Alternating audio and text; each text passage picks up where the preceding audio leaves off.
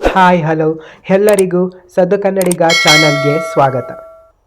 ಇವತ್ತಿನ ಈ ವಿಡಿಯೋದಲ್ಲಿ ಒಂದು ಸಣ್ಣದಾದ ಸ್ಟೋರಿ ಹೇಳ್ತೇನೆ. ಒಂದು ಹಳ್ಳಿಯಲ್ಲಿ ರಾಮು ಅನ್ನೋ ಬಡ ಹುಡುಗ ಇರ್ತಾನೆ. ಅವ್ರ ಮನೆಯಲ್ಲಿ ತುಂಬ ಬಡತನ ಇರುತ್ತೆ. ಅವನಿಗೆ ದೊಡ್ಡ ದೊಡ್ಡ ಕನಸುಗಳು ಇರ್ತವೆ, ಆದರೆ ಜೇಬಿನಲ್ಲಿ ಯಾವಾಗಲೂ ಖಾಲಿ ಖಾಲಿ. ರಾಮು ಪ್ರತಿದಿನ ಬೆಳಗ್ಗೆ ಬೇಗ ಎದ್ದು ಹಳ್ಳಿಯ ಅಂಗಡಿಗಳ ಮುಂದೆ ಕೆಲಸಕ್ಕಾಗಿ ಹುಡ್ಕುತ್ತಿರ್ತಾನೆ. ಹೀಗೆ ಯಾರಾದರೂ ಕೆಲಸ ಕೊಡ್ತಾರೇನೋ ಅಂತ ಪ್ರತಿದಿನ ಅಂಗಡಿ ಮುಂದೆ ಹೋಗಿ ಕೆಲಸಕ್ಕೆ ಹೋಗಿ ಬರೋದು, ಅಲ್ಲಿ ಇಲ್ಲಿ ಕೆಲಸ ಮಾಡಿಕೊಂಡು ದುಡಿದು ತಿನ್ನುತ್ತಿದ್ದಂತಹ ಒಂದು ಕುಟುಂಬ ಅದು. ಹೀಗೆ ಒಂದು ದಿನ ಕೆಲಸಕ್ಕೆ ಹೋದಾಗ ಯಾರು ಕೆಲಸವನ್ನು ಕೊಡದೆ ಎಲ್ಲ ಅಂಗಡಿಗಳಲ್ಲೂ ಇವತ್ತು ಬೇಡ ಅಂತ ಅಂತಾರೆ. ಅವನು ಮೌನವಾಗಿ ನಗುತ್ತಾ ಮನೆಗೆ ಹೋಗ್ತಾನೆ. ಅವನ ಅಮ್ಮ ಒಂದು ಮಾತು ಹೇಳ್ತಿದ್ರು, ಮಗನೇ, ದುಡಿಮೆ ಚಿಕ್ಕದಾಗಿರಲಿ, ಮನಸ್ಸು ದೊಡ್ಡದಾಗಿರಲಿ ಅಂತ. ಹೀಗೆ ರಾಮು ಪ್ರತಿದಿನ ಕೆಲಸ ಮುಗಿಸಿಕೊಂಡು ಸಂಜೆ ಹೋಗ್ತಿರ್ತಾನೆ. ಒಂದು ದಿನ ಇದ್ದಕ್ಕಿದ್ದಂತೆ ಜೋರಾಗಿ ಮಳೆ ಬರುತ್ತೆ. ರಾಮು ರಸ್ತೆ ಬದಿಯಲ್ಲಿ ನಡೆದುಕೊಂಡು ಹೋಗ್ತಿರ್ತಾನೆ. ಆಗ ಒಬ್ಬ ವೃದ್ಧ ನೆಲಕ್ಕೆ ಬಿದ್ದುಕೊಂಡು ಒದ್ದಾಡ್ತಿರ್ತಾನೆ. ಅಲ್ಲಿದ್ದ ಜನರು ಆ ವೃದ್ಧನನ್ನು ನೋಡ್ತಿದ್ರು ಹೊರತು ಆದರೆ ಯಾರು ಮುಂದೆ ಸಹಾಯಕ್ಕೆ ಬರಲಿಲ್ಲ.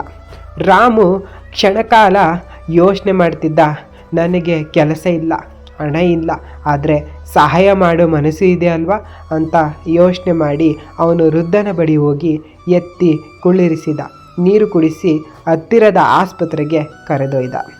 ಇಲ್ಲಿ ಅಚ್ಚರಿಯ ಸಂಗತಿ ಏನಂದರೆ, ಆ ವೃದ್ಧ ಸಾಮಾನ್ಯ ವ್ಯಕ್ತಿ ಅಲ್ಲ, ಅವರು ಒಂದು ದೊಡ್ಡ ಕಂಪನಿಯ ಮಾಲೀಕರು.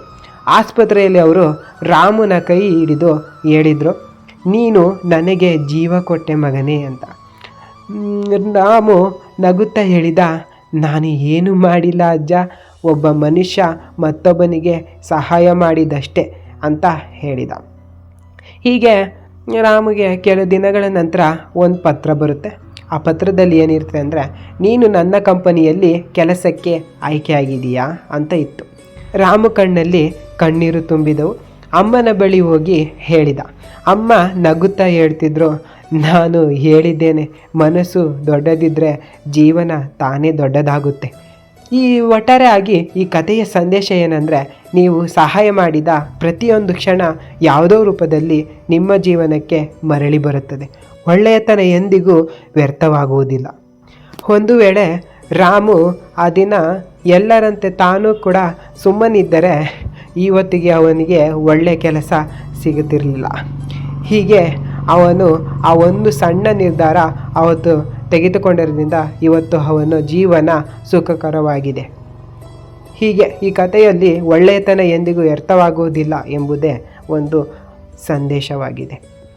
ಈ ಕಥೆ ಇಷ್ಟವಾಗಿದ್ದರೆ ಲೈಕು, ಶೇರು ಮತ್ತು ಕಮೆಂಟ್ ಮಾಡಿ ಎಂದು ಹೇಳುತ್ತಾ ಮುಂದಿನ ವಿಡಿಯೋದಲ್ಲಿ ಸಿಗ್ತೇನೆ. ನಮಸ್ಕಾರ.